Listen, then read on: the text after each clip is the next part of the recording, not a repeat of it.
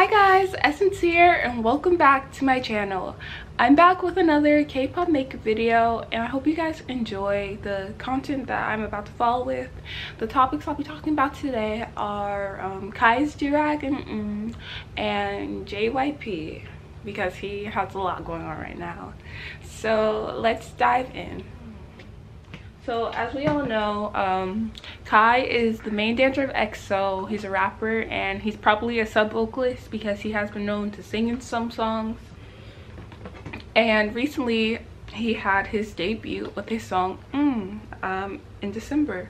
So the song was really good. However, there was a bit of a stir because Kai was wearing a bedazzled durag in the video, and one of my subscribers mentioned this to me. She really wanted me to she really wanted me to talk about this, so I was like, I guess I can talk about it. But basically, Kai was reacting to his video with Baekhyun, and when Baekhyun was like, oh, what's this, talking about the headpiece Kai was wearing, the durag he was wearing, Kai was like, oh, it's a headpiece. So he basically didn't know it was a durag, and Baekhyun was just like, oh, and they moved on.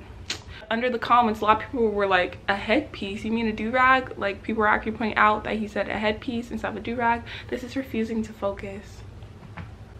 Whatever, guys. So this is the Tarte C Quench Hydrating Primer. I got it as a Christmas gift from a friend.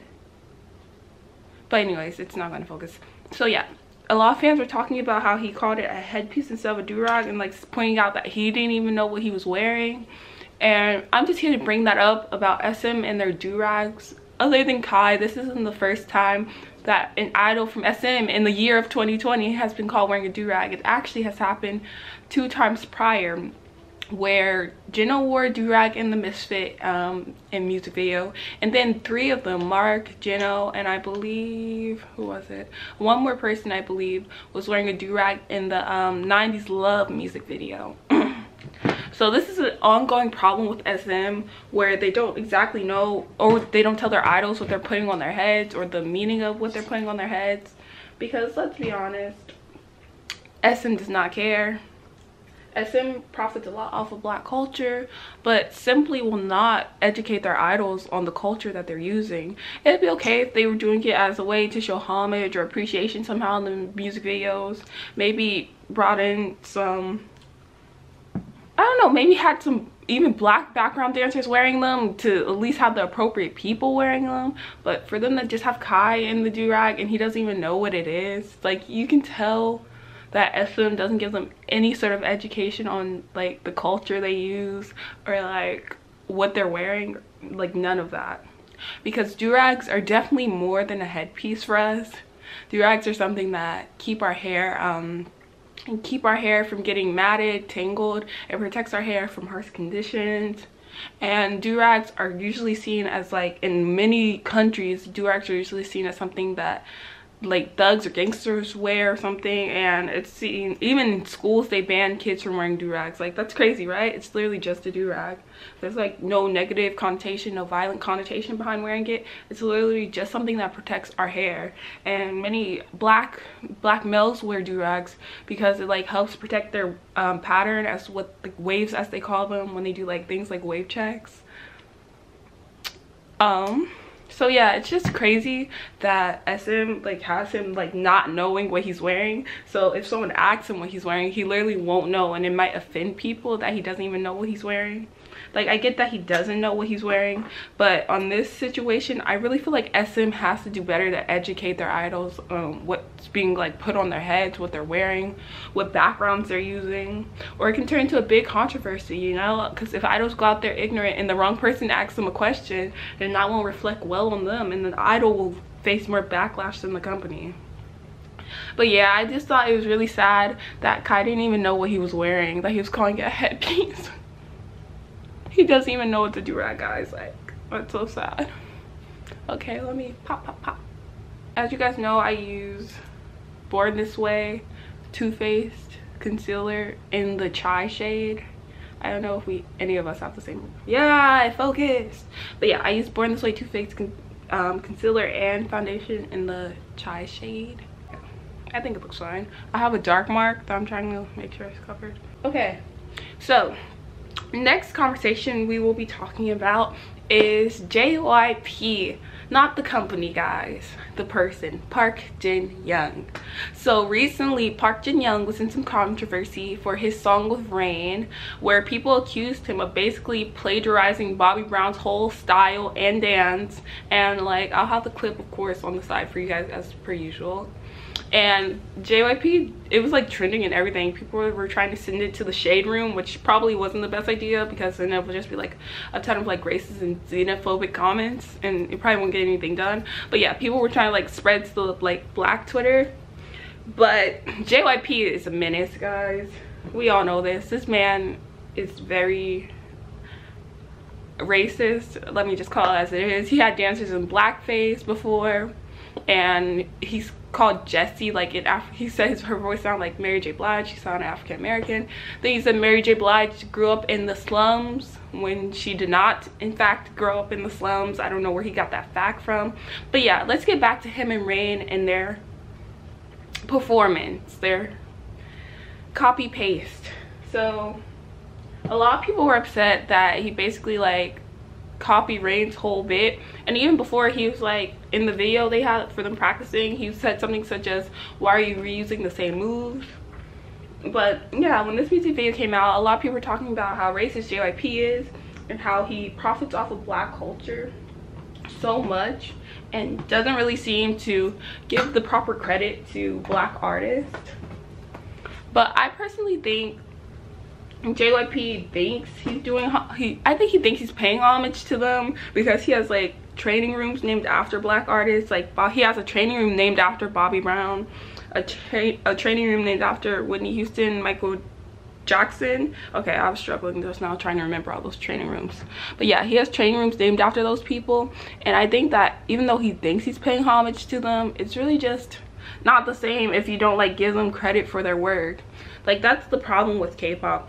A lot of companies profit so much off of black culture and the work of black artists, but don't even properly respect us or pay tribute to the artists. Like, remember what happened with 17, how their left and right sounded like the Cupid Shuffle, and people were like just refusing to acknowledge that. And even the creator of the Cupid Shuffle had an issue because he said that sounds so much like it. I believe their issues got resolved, because I haven't heard anything else about it since, but I'm not exactly sure if their issues got resolved, but I'm hoping their issues got resolved. I hope Pledis like paid that money, because you know they're like one of the worst entertainment companies.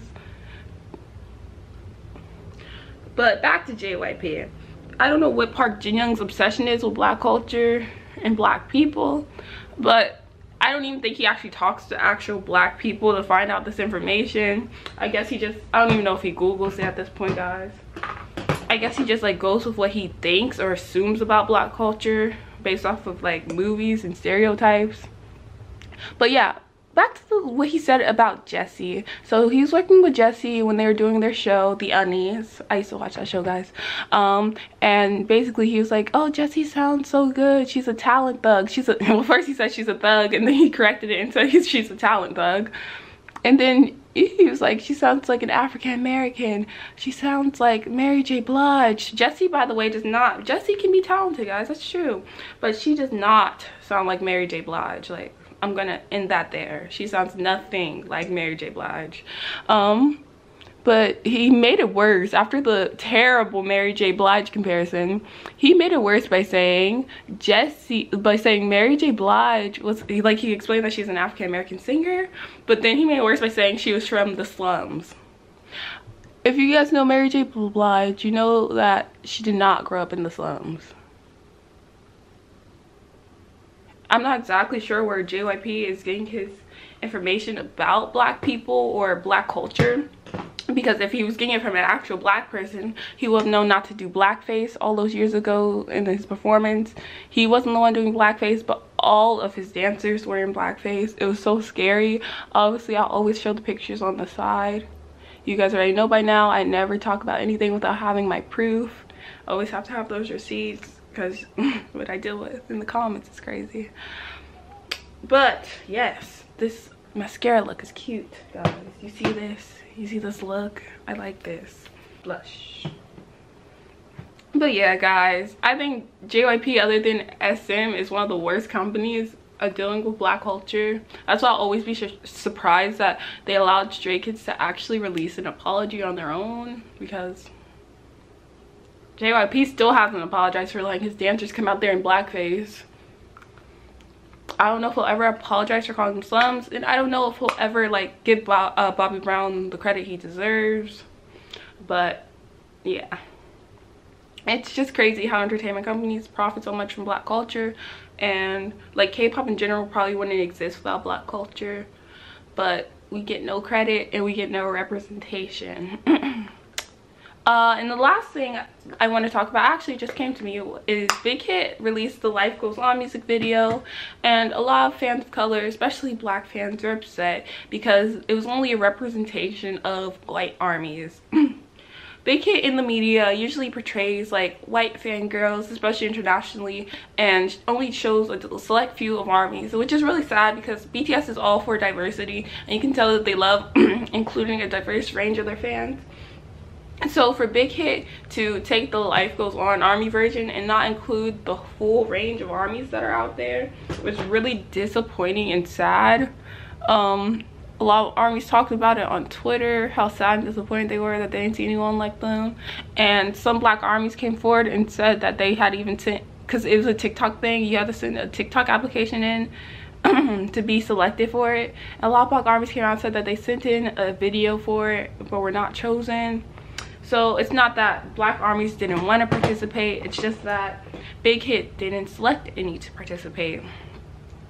And this is just another reflection of the K-pop community benefiting from black culture and black fans, but not entirely respecting them or showing them off well, because K-pop is full of diverse people, diverse fans, and even the artists are diverse. They come from different countries such as China, Japan. We have an Indonesian idol. But yeah, there's so many diverse idols out there. The Philippines, there's so many diverse people and idols out there, but it just feels like black fans and fans of other ethnicities, such as fans from India, fans from Arabic countries, like brown and black people don't get the support in K-pop as they should, and fans especially are sort of wiped to the side, you know what I'm saying? So it's a bit disappointing that Big Hit couldn't find a way to include any more black armies, brown armies, just to show a more diverse fan base, since this fandom is very diverse, and it's not just like, this fandom isn't like a monolith of one people. It has multiple people from different walks of life included, whether it be religion, sexuality, or skin color. So for that not to be represented was a bit sad, you know? It's a bit disappointing. Okay, so that was my last topic of the day. I hope you guys enjoyed it. I'm gonna have an outro video. I usually don't do those, but I'll have an outro video talking about something very important that's going on that trended on Twitter yesterday. So you guys will see that. I will end it with my usual subscribe. So thank you for watching though, and stay tuned for my outro video. Okay guys, welcome to my outro video. First, I would like to mention a trigger warning for those who are affected by abuse, child abuse, death, and the death of a child.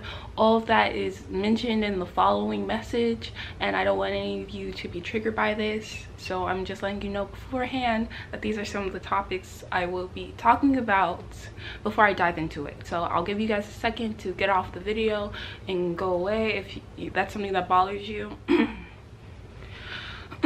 Okay, so yesterday BTS Park Jimin posted something on Weverse, a hashtag that said hashtag Jeongin Myeonhae, and I was really curious about it, and then on Twitter there's more information about it.